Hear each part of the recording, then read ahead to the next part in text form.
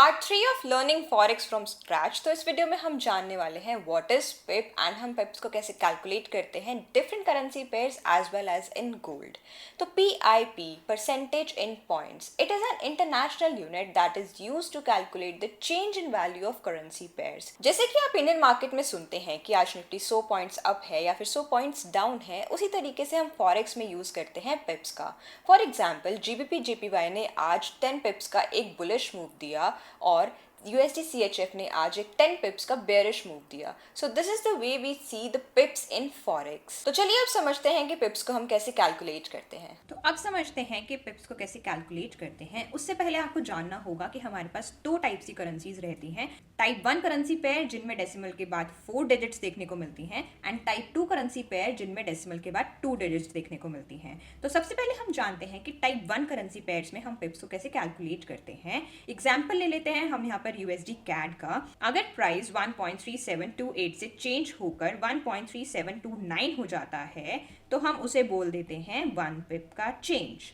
तो बेसिकली हम डेसिमल के बाद जो 4th डिजिट होता है उसके चेंज को बोलते हैं change in pip. That is considered as कि पिप के अंदर चेंज हुआ है 1 पिप या फिर 2 पिप। और अगर प्राइस 1.3728 से चेंज होकर हो जाता है 1.3738, that means there is change of 10 पिप्स।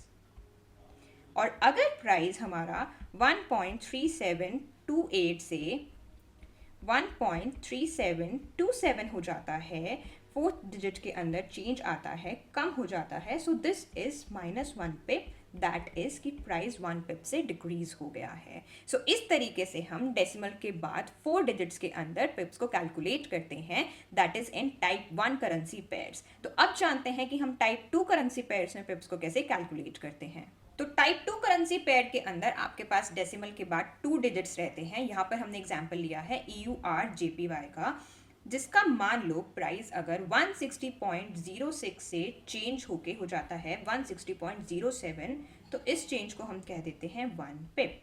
तो बेसिकली अगर इसमें देखा जाए तो डेसिमल के बाद 2nd डिजिट के अंदर जो चेंज आता है वो कंसिडर होता है एज अ पिप।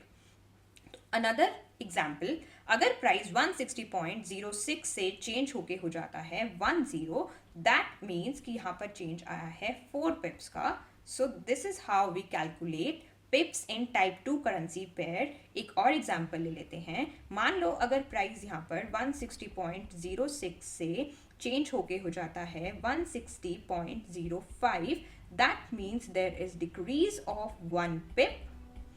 तो इसे बोल देंगे कि प्राइस के अंदर 1 पिप का डिक्रीज हुआ है। सो इस तरीके से हम टाइप 2 करेंसी पेयर्स में पिप्स को कैलकुलेट करते हैं। अब बात आती है कि कुछ ब्रोकर्स के अंदर हमें देखने को मिलते हैं टाइप 1 करेंसी पेयर में डेसिमल के बाद 5 digits and type 2 currency pair में डेसिमल के बाद 3 डिजिट्स। अब ऐसा क्यों है? ऐसा इसलिए है due to competition of brokers ने अपना एक another specification, another digit add on किया है। तो उसका भी हम एक एग्जाम्पल देख लेते हैं।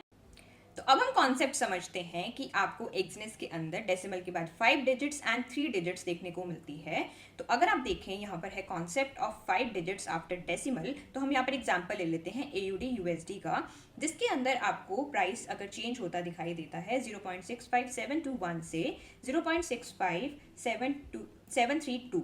यहाँ पर भी हम जो डिजिट्स लेते हैं वो डेसिमल के बाद 4th डिजिट के अंदर चेंज को ही पिप कंसिडर करते हैं। यहाँ पर भी 1 पिप का चेंज है। जो डेसिमल के बाद 5th डिजिट रहती है जैसे कि 1 और 2, उसको हम पॉइंट्स में कंसिडर कर लेते हैं, जैसे कि 1.2 पिप का चेंज।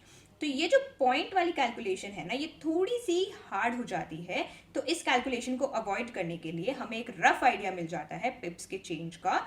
तो हम मान लेते हैं कि प्राइस चेंज हुआ है 0.6572 से लेके 0.6573 तक, दैट इज चेंज ऑफ 1 पिप। हमें एक रफ आइडिया मिल जाता है और हम इस 5th डिजिट को अवॉइड कर देते हैं to avoid this hard calculation of points. तो इसी तरीके से हम concepts of 3 digits after decimal देख लेते हैं। एग्जाम्पल ले लेते हैं हम यहाँ पर USD JPY का। तो मान लो अभी प्राइस चल रहा है 0.658 टू 0.678। तो यहाँ पर जो हम कंसीडर करते हैं वो 2nd डिजिट ही कंसीडर करते हैं to consider a change in pip. तो यहाँ पर चेंज आया हमारे पास 2 पिप्स का। जो ये थर्ड डिजिट है हम उसे अवॉइड करते हैं। टू अवॉइड द कैलकुलेशन यहाँ पर एग्जाम्पल हम ले लेंगे कि 5.8 डिजिट्स का चेंज आया। तो to avoid this hard calculation हम एक रफ आइडिया कंसिडर कर लेते हैं कि जो चेंज इन पिप है वो हमारा 2 पिप्स का ही है। तो this is the concept of 3 digits after decimal जो हमको एक्सनेस में देखने को मिलता है। तो बेसिकली आपको फोर्थ एंड सेकेंड डिजिट ही कंसिडर करनी है to check the change in pip, ताकि आप आपकी पॉइंट्स वाली कैलकुलेशन को अवॉइड कर सको। तो अब हम समझते हैं कि गोल्ड के अंदर पिप्स को कैसे कैलकुलेट करते हैं। गोल्ड के अंदर पिप्स कैलकुलेशन एक टोटल अलग कॉन्सेप्ट है। तो अब हम जान लेते हैं कि गोल्ड के अंदर पिप्स को कैसे कैलकुलेट करते हैं। तो गोल्ड के अंदर आप $1 की मूवमेंट पर कैप्चर करते हो 10 पिप्स एंड $10 की मूवमेंट पर कैप्चर करते हो 100 पिप्स। फॉर एग्जाम्पल, अगर अभी प्राइस गोल्ड का $4,000 चल रहा है एंड $4,000 से मूव करके प्राइस हो जाता है $4,001, तो आपको चेंज मिलता है 10 पिप्स का। So this is considered as 10 pips कि आपने 10 पिप्स कैप्चर किए। और अगर प्राइस गोल्ड का $4,000 से हो जाता है $4,010, तो आप कैप्चर करते हो 100 पिप्स। सो इस तरीके से आप गोल्ड के अंदर पिप्स को कैलकुलेट करते हो। बाकी के पेयर्स के अंदर मैंने आपको पहले बताया कि आप पिप्स कैसे कैलकुलेट करते हो, आफ्टर डेसिमल डिजिट्स के अंदर कंसिडर करते हैं, लेकिन गोल्ड के अंदर हम डॉलर्स की मूवमेंट के ऊपर पिप्स को कैप्चर करते हैं, जैसा कि मैंने आपको अभी अभी बताया। अगर आपने ये वीडियो यहाँ तक देखा है तो आई एम श्योर आपको ये वीडियो काफ़ी पसंद आया होगा। नेक्स्ट वीडियो में हम जानने वाले हैं कि लॉट साइज किसे कहते हैं और उसे कैसे यूज़ करते हैं। So do not forget to subscribe the channel and be a part of the series.